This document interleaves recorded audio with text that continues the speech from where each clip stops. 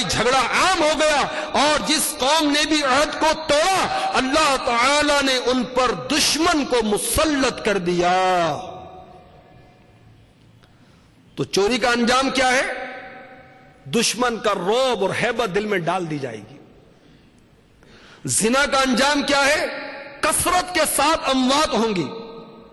ناپ تول میں کمی کا انجام رزق کی کمی،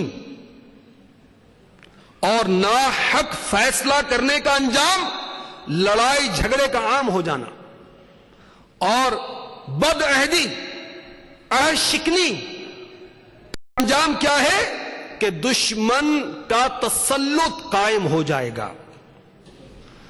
جس بندے کا گوشت حرام سے پلے بڑھے آگ یعنی جہنم اس کے لیے زیادہ بہتر ہے۔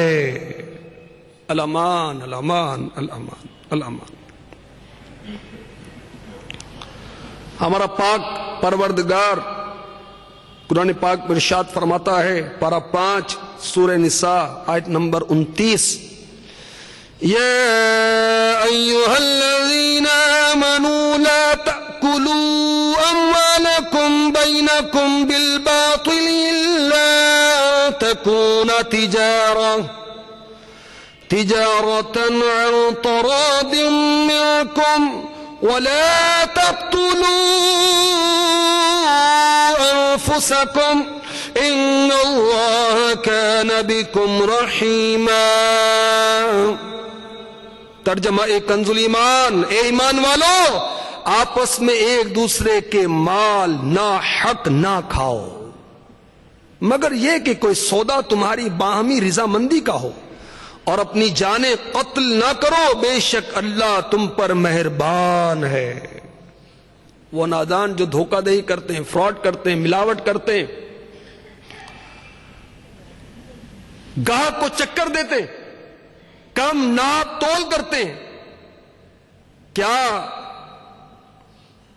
ان کو یہ احساس نہیں کہ اللہ تبارک و تعالی ہمیں ملاحظہ فرما رہا ہے؟ جس رب تبارک و تعالی کے بندے کو ہم دھوکہ دے رہے ہیں وہ رب ہم سے آگاہ ہے، ہمیں ملاحظہ فرما رہا ہے، ہمارے دلی خطرات کو بھی جانتا ہے۔ جی ہاں سنیے، پارہ 12 سورہ مؤمن کی 19ویں آیت میں ارشاد ہوتا ہے، یعلم خائنۃ الاعین وما تخفی الصدور۔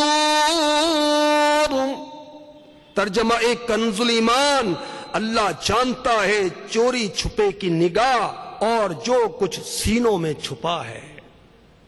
پارہ 16 سورہ طٰہٰ کی آیت نمبر 7 میں ارشاد ہوتا ہے، فَإِنَّهُ يَعْلَمُ السِّرَّ وَأَخْفَى۔ ترجمہ ایک کنز الایمان، وہ تو بھید کو جانتا ہے اور اسے جو اس سے بھی زیادہ چھپا ہے۔ پارہ 29 سورہ ملک آیت نمبر 14، الا یعلم من خلق۔ ترجمہ ایک کنز الایمان، کیا وہ نہ جانے جس نے پیدا کیا؟ اللہ اکبر اللہ اکبر۔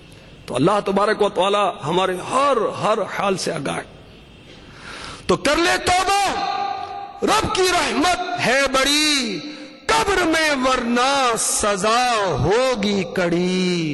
میٹھے میٹھے اسلامی بھائیوں، اللہ تبارک و تعالی کی رحمت کے دروازے بند نہیں ہوتے، وہ کھلے تھے، کھلے ہیں، کھلے رہیں گے اس کے کرم سے۔ جو بھی بندہ اس کی بارگاہ میں سچے دل سے توبہ کرتا ہے اللہ تبارک و تعالی اس کے گناہ معاف فرما دیتا ہے۔ جیسا کہ حدیث پاک میں ارشاد ہوا، التائب من الذنب کمن لا ذنب له۔ گناہوں سے توبہ کرنے والا ایسا ہے جیسے اس نے گناہ کیا ہی نہیں۔ اور اگر بندہ بہت اخلاص کے ساتھ توبہ کرتا ہے تو اللہ تبارک و تعالی اس کے گناہوں کو بسا اوقات نیکیوں سے بدل دیتا ہے۔ سبحان اللہ سبحان اللہ۔ اس کی رحمت کے کیا کہنے، اس کی رحمت کے کیا کہنے۔ تو جو بھی نادان ناجائز کاروبار میں مبتلا رہے سچے دل سے توبہ کریں، اور جن کا بھی مال لوٹا، غصب کیا، کسی طرح سے بھی لیا، انہیں لوٹانا بھی ہوگا۔ خالی توبہ کرنے سے وہ گناہ معاف نہیں ہو جائے گا، اس کو دینا ہوگا، واپس دینا ہوگا۔ اللہ والوں کی حکایات پڑھیں، اللہ اکبر. وہ ایک بزرگ کہیں کسی ملک میں گئے تھے تو کسی کا قلم وہ عاریتاً عارضی طور پر لکھنے کے لیے لیا تھا. جب وطن پہنچے تو گٹھڑی کھولی تو قلم نکلا رہے، یہ تو کسی کا قلم آ گیا. تو دوبارہ اس ملک کا سفر کر کے اسے قلم واپس کرنے کے لیے گئے. ایک بزرگ نے وہ نہر میں سیب جا رہا تھا، بھوک لگی ہوئی تھی، اس کو کھا لیا. اب کھا تو لیا، پھر احساس ہوا میرا تو تھا نہیں بھائی، میں نے پتہ نہیں کس کا کھا لیا. جہاں سے پانی آ رہا وہیں چلنا شروع ہو گئے اور جا کر اس باغ کی مالکہ سے معذرت کی. اس نے کہا میرا تو آدھا حصہ ہے، آدھا حصہ تو بادشاہ کے، اس سے معذرت کرو. تو ہمارے اسلاف اہتمام کرتے تھے اور ہمیں احساس ہی نہیں ہے. تو میٹھے میٹھے اسلام بھائیوں، اب تو جو سمجھ میں آتا ہے ہم کرتے ہیں. اگر اللہ تعالیٰ ناراض ہو گیا تو پھر کیا بنے گا؟ یہ کچھ عرصہ پہلے کی بات ہے، میں نے اخبار میں پڑھا تھا. ایک شخص کا جنازہ قبرستان میں لایا گیا. اس کی میت کو جب قبر میں اتارنے سے پہلے رکھا گیا اس کی چارپائی کو، تو اچانک بہت سارے سنہری سانپ نمودار ہو گئے اور اس کی میت پر مسلط ہو گئے. اب لوگ تو بھاگنا شروع ہو گئے. جو عالم دین تھے انہوں نے قرآن پاک کی تلاوت کی، اللہ کی بارگاہ میں توبہ استغفار کی، میت کی مغفرت کی دعائیں کی کہ یا اللہ اس سے عذاب کو ٹال دے. تو وہ سنہری سانپ جو ہے دوبارہ میت سے ہٹ کر قریبی جھاڑیوں میں چلے گئے. پھر اس کو قبر میں اتارا گیا، مٹی ڈال دی گئی. جیسے ہی لوگ مٹی ڈال کر فارغ ہوئے، وہی سنہری رنگ کے سانپ پھر جھاڑیوں سے نکل کر قبر میں داخل ہونا شروع ہو گئے. الامان والعفیظ، الامان والعفیظ. اب بتائیں قبر کے اندر اگر اللہ تعالیٰ کی ناراضگی کے سبب سانپ اور بچھو مسلط ہو گئے، بھاگ کر کہاں جائیں گے؟ کس کو پکاریں گے؟ دولت کام آئے گی، مال کام آئے گا، بینک بیلنس کام آئے گا، جائیداد کام آئے گی، ہماری پراپرٹی کام آئے گی، یا ہمارا منصب اور عہدہ کام آئے گا؟ اس کی رحمت کام آئے گی. تو اس کی بارگاہ میں سر نیاز جھکانا چاہیے اور سچے دل سے توبہ کرنا چاہیے. اگر کسی نے کسی کا مال کھایا ہے تو اس کو واپس لوٹانا چاہیے. آخرت کا معاملہ بہت سخت ہے. ایک بزرگ رحمت اللہ تعالی علیہ کو مرنے کے بعد خواب میں دیکھا، پوچھا گیا آپ کے ساتھ کیا معاملہ ہوا؟ کہا اللہ تعالیٰ نے میری بخشش فرما دی. ہاں، ایک مرتبہ اپنے ایک دوست کی دکان پر بیٹھا ہوا تھا، میرا روزہ تھا، افطار کا وقت تھا. میں نے ایک گیہوں کا دانہ، گندم کنک کا دانہ وہ توڑا اور چاہا کہ اس کو کھا لوں. پھر خیال آیا یہ تو میرا نہیں ہے، بغیر اجازت میں نے اس کو کیوں لے لیا؟ میں نے دوبارہ جہاں سے لیا تھا رکھ دیا.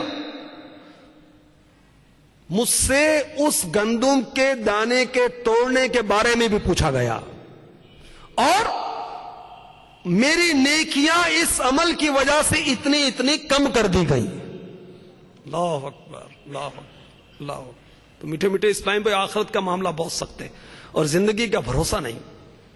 روز اعلان نہیں سنتے ہم، فلاں کا انتقال ہو گیا، جنازے کا اعلان بعد میں کیا جائے گا.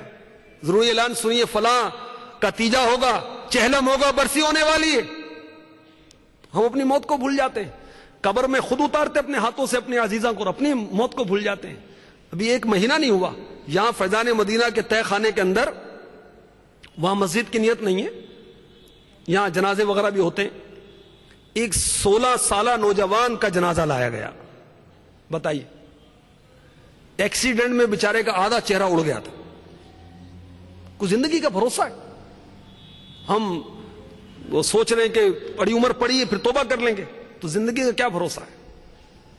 کر لے توبہ، رب کی رحمت ہے بڑی، قبر میں ورنہ سزا ہوگی کڑی.